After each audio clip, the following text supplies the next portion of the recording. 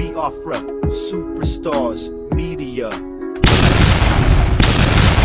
Nigeria go better, Africa go better, our people go better, oh Nigeria go better, Nigeria go better, Africa go better, our people go better, oh Nigeria go better.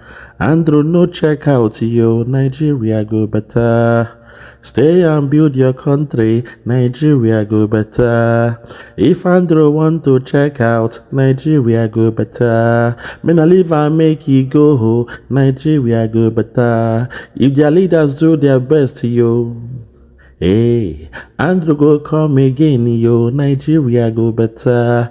Nigeria go better. Africa go better. Our people go better. Oh, Nigeria go better. Nigeria go better. Africa go better.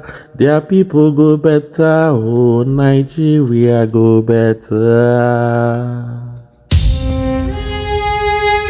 My people, now how on a day? I say good morning, good afternoon, good evening, good night, depending from where you listen to the sound of my voice. This is the Biafra Superstars Media. Fellow Biafrans, if you told me that your so-called politicians, they understand how to be civil, they understand how to respect the rule of law in the Western world, I wouldn't believe it. Mr. Orji Uzor Kalu, one time your governor and now a senator in that zoo called Nigeria. Look at the lifestyle he's living here as a king.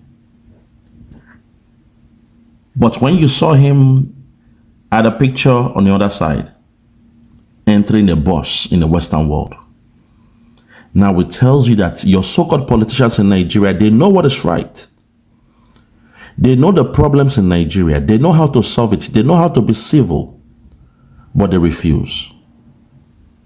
There is something fundamentally wrong with them.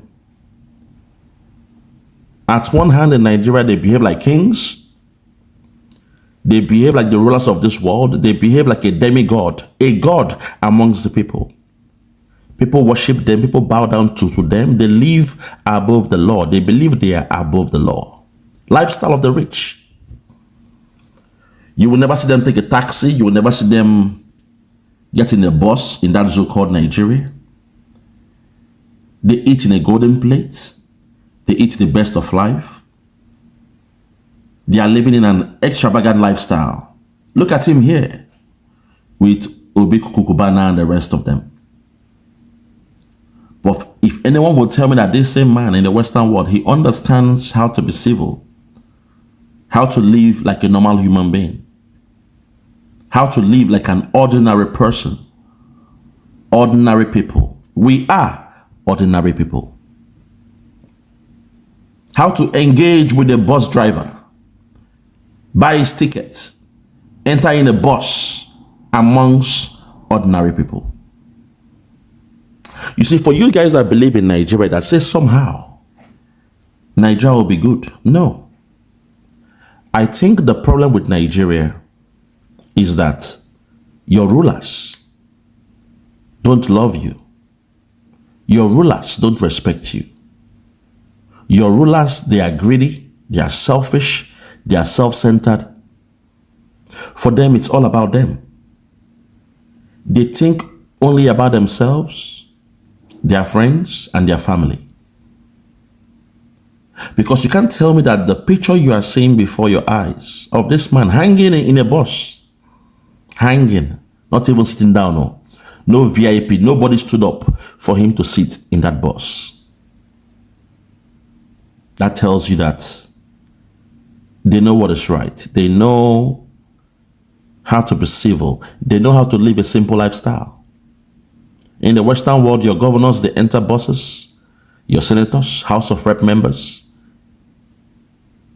they go through and fro the bus, they take taxis, they take Uber. They are not living like kings amongst men or amongst the people. This is why we don't feel this level of entitlement in the Western world. We believe everyone is equal under the law. They respect the rule of law in the Western world.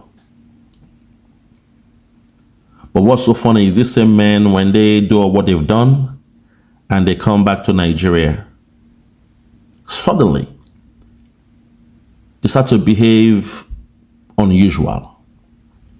The good road they saw in the Western world, when they come back to Nigeria, they give you nothing but bad roads. The health they came to enjoy, the health system they came to experience in the Western world, when they go back to that zoo, your doctors are not paid, hospitals are not funded, and the rest. The education that they send their children to come and enjoy here in the Western world,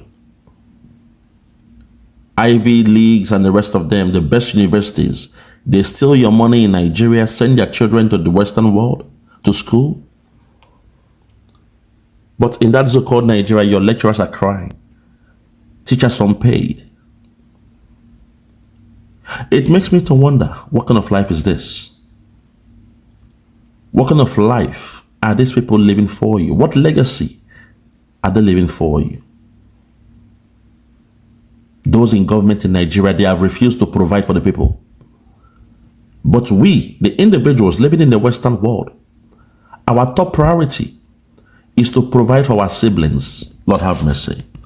We provide for our mothers, our fathers, sisters, brothers, in-laws, nephews, cousins, nieces, their school fees, birthday parties, health and the rest, education, their marriages and all those things. We provide for them the basic amenities. There is no job. You give them money to feed, like the benefit system we enjoy here in the Western world. But what's so funny is those in government in Nigeria, those that you have said they are your governors, your elected officials, they neglect the basic things, the fundamentals, which should be to provide basic amenities: food, clothing, and shelter. Food, clothing, and shelter. They're basic.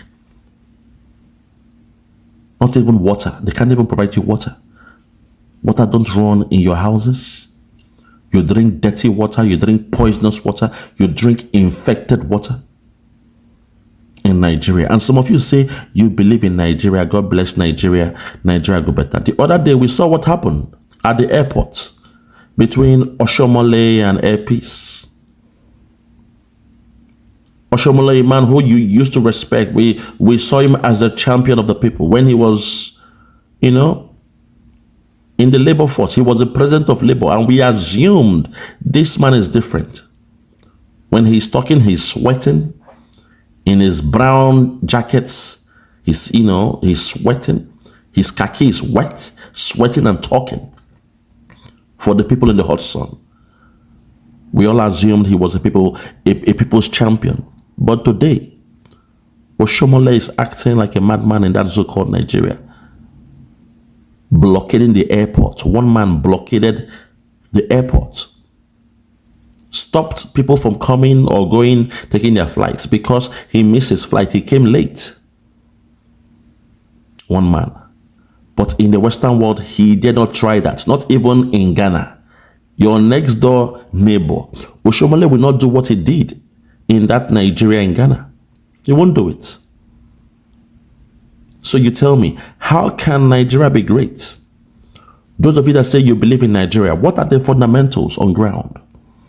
What parameters are you using to base your argument that Nigeria will be great, Nigeria go better? Way back since 1985, we've been hearing that song. Andrew, no check out though, Nigeria go better. Stay and live with your people, oh. If Andrew want to check out, may I leave and make it go. If Nigeria come better, oh, Andrew will come again, or Nigeria go better. Akpeno was singing to Mr. Andrew, telling him not to check out. And some of the gullible ones, they believed what Andrew did or Mr. Andrew was bad, checking out. But today, those that remained in that zoo, they are now like beggars, peasants in that zoo. And they are there begging us in the Western world to send them money. But those you elected, they live like kings and queens. They hang around the rich. They take the money they should use to provide public goods. They give it to those their errand boys, their miscreants, to build hotels, hospitality, and the rest of them. People like Obi Kukubana, chief priest, we know how they get their money. They just run this money. They are runs men. They run the money for the politicians. We know what they do. This is so-called, hospitality, just a cover-up. The politicians give them the money to do what they are doing. And here they are, enjoying the best of life. Living like kings and queens. Eating from a from a golden plate and the rest. And you tell me somehow Nigeria will work out for you guys.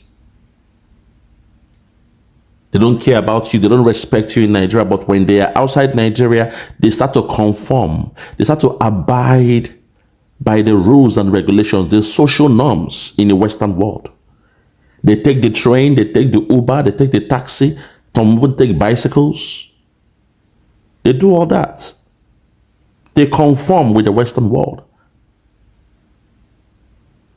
But when they're in Nigeria, they live differently. So how can you tell me that Nigeria will be great? That's just my question.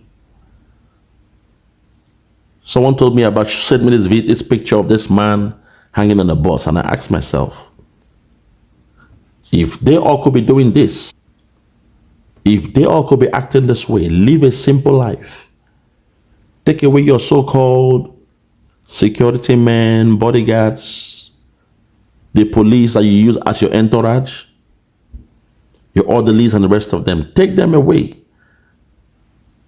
Live a simple life. Cut the cost. Take care of the people. It's all about the people. Provide for the people of that zoo. Then perhaps I may start thinking that, okay, yes, maybe Nigeria might be in the next 20 years, moving towards the right direction.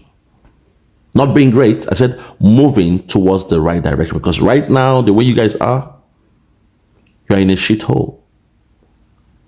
Donald Trump called you a shithole country.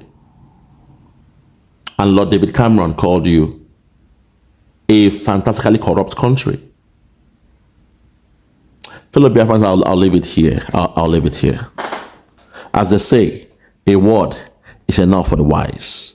For those that have ears, let them hear.